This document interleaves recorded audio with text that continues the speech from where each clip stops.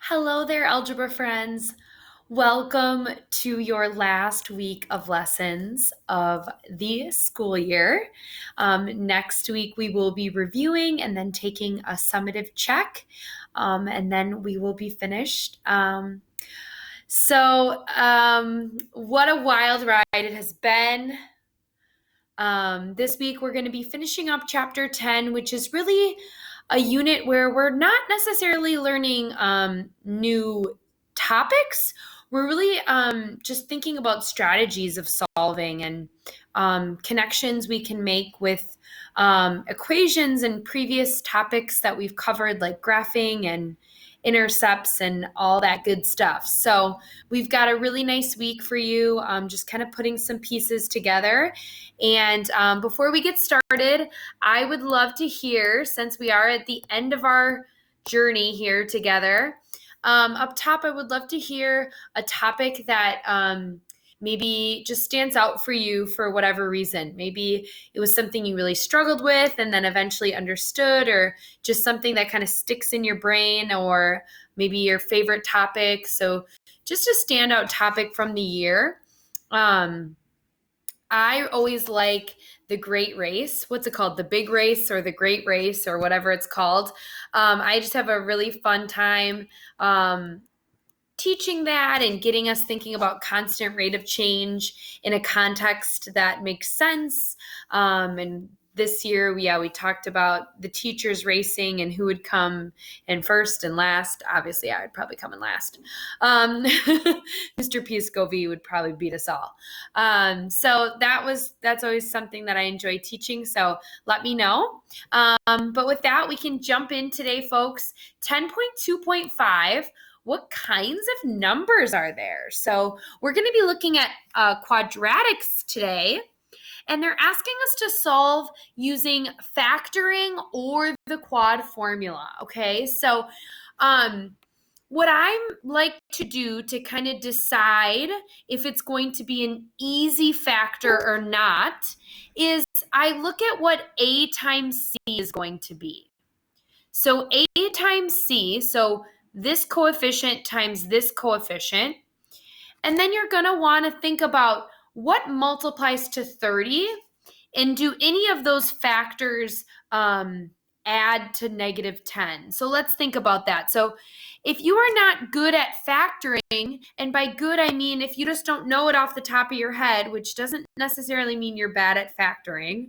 As a math teacher, I hate when people are like, oh, you're a math teacher, do a million bazillion times 42.79. And if you can't do it, then how are you a math teacher? Right? So sometimes we just need a little more time, which is totally fine. I encourage you to Google factor charts. And if you can't find one, send me an email and I'll send you a bunch of them. So if you're not super quick at factoring, you can kind of look up here. So this is 30. And so 1 times 30, 2 times 15, 3 times 10, and 5 times 6 are what we're looking for. And we want these to add to a negative 10. And so I'm going to need both my factors to be negative, right? Because a negative times a negative is a positive, and a negative plus a negative is a negative. So which of these add to negative 10? None. Okay, so I know that this is either going to be impossible, like no real solution, or my intercepts are icky, like decimal gross numbers that I can't get by factoring. So I am going to choose to use the quad formula here. I should have given you it up here, but here it is. And again, feel free, you can always Google this, the quad formula. Don't necessarily have to memorize that, but there it is. Or if you're like me, you just memorize it over time. So again, my A is 1, my B is negative 10, and my C is 30. So I'm just going to plug and chug here. The opposite of a negative 10, plus or minus. Make sure you use parentheses around that negative 10 or bad things will happen. Very bad things will happen. Am I scaring you? All right, so the opposite of a negative 10 would be a positive 10. And now I'm going to figure out what my discriminant is. Remember, that's what's underneath that square root. I'm going to get my TI-84 app here, and I'm going to plug in that discriminant. Make sure you have parentheses around that negative 10, or some of you might jump right away and say, hey, Shinners, I know that negative 10 times negative 10 is 100. And you might just go right ahead and plug in 100. So I get a discriminant of negative 20. Folks, we cannot take a square root of negative 20. That is not allowed in the real number system. So no real solution. So that means when I graph that quadratic, it will not cross the x-axis. So maybe you've heard before about imaginary numbers. Imaginary numbers are when square roots are negative. That's the number system that investigates that. We are not going to get to that this year, but you will learn about imaginary numbers in Algebra 2. So that, I is our imaginary number. It is the square root of negative 1, but you will revisit that later on in your math journey. So don't worry about that quite yet. So for now, we say no real solution. Now, I'm not picky, so if you just say no solution, I'm not going to be mad at you. I wouldn't mark that incorrect. But technically, folks, there is a solution, but it's in the imaginary number system. So don't worry about that quite yet, but there's a little preview for you. Now we're going to try letter B. So the funny thing about letter B is that we see that A times C is also 30. So I am still using the same factors here, but I want them to add to negative 13. Add to negative 13, I see right away that that's going to be negative 3 and negative 10. So I'm going to try factoring this one because I see that it's going to be an easy factor. All right, so we've got negative 3 and negative 10. And now we do the divide and slide. So negative 3 divided by 1 is negative 3. And negative 10 divided by 1 is negative 10. So I'm just going to box those. And so those are our magic numbers that go in our factors.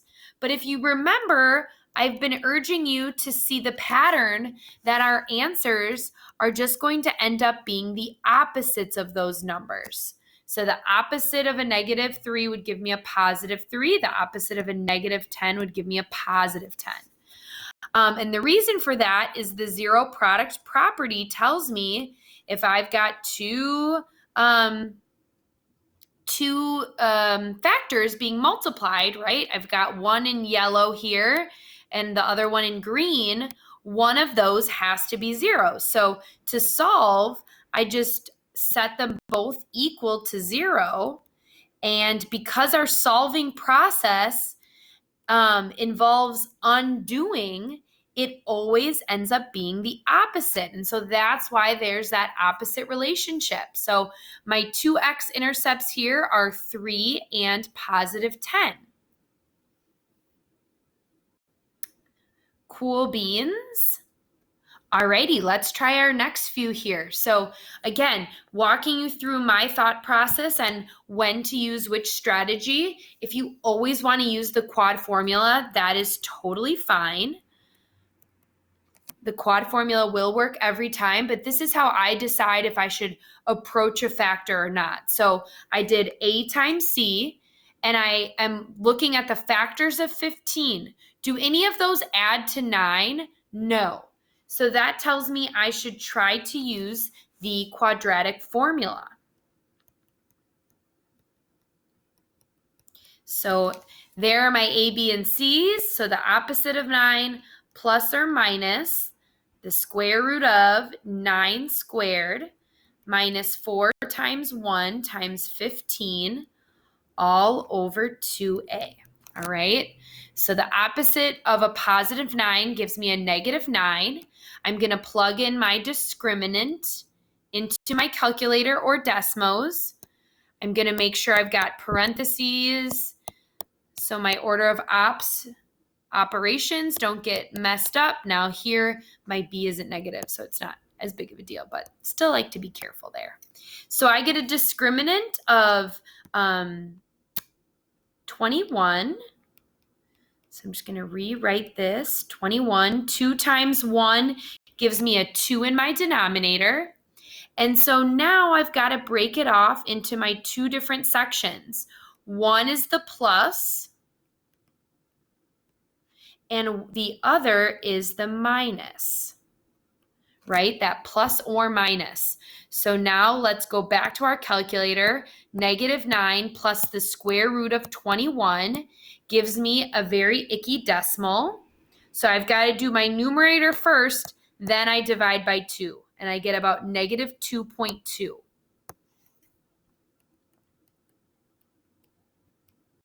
So negative 2.2, and now I'm going to do the other side. It's a negative 9 minus the square root of 21.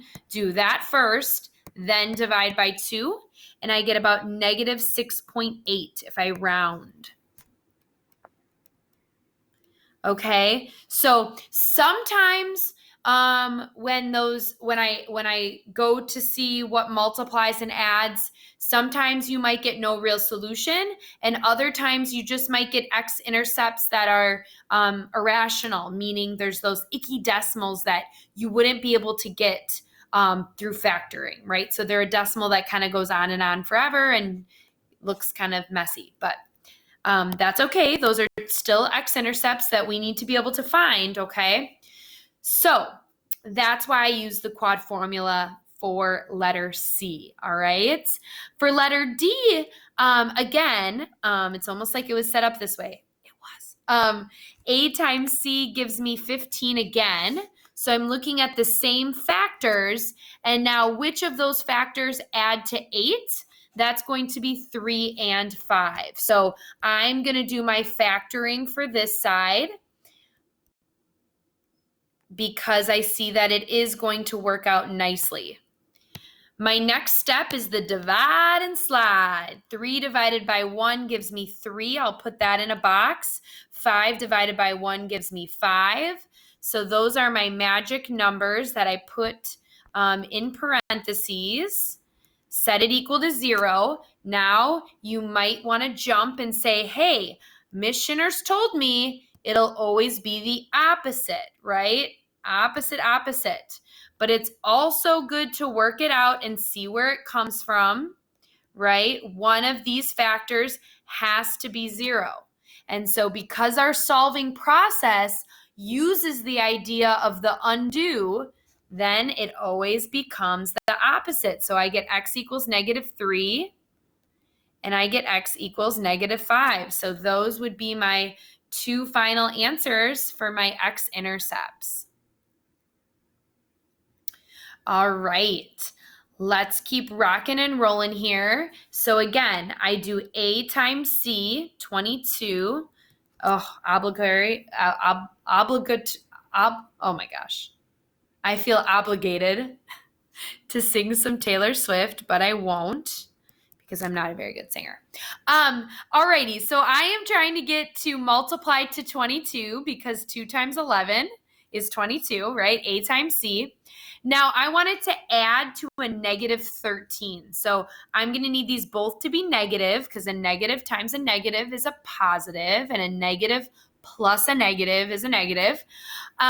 And right away, negative 2 plus negative 11, that's going to give me a negative 13. So I'm going to go ahead and continue factoring this instead of using the quad formula. However, the quad formula will always work. So folks, if you're sitting there like, Miss Shinners, I like the quad formula. I want to use it. You can use the quad formula every single time and it will work. Factoring will not always work, but I like to factor. So I try to factor when I can. All right. So -2 and -11, that's what gets me there. Now I'm going to divide and slide. So we've got to simplify here.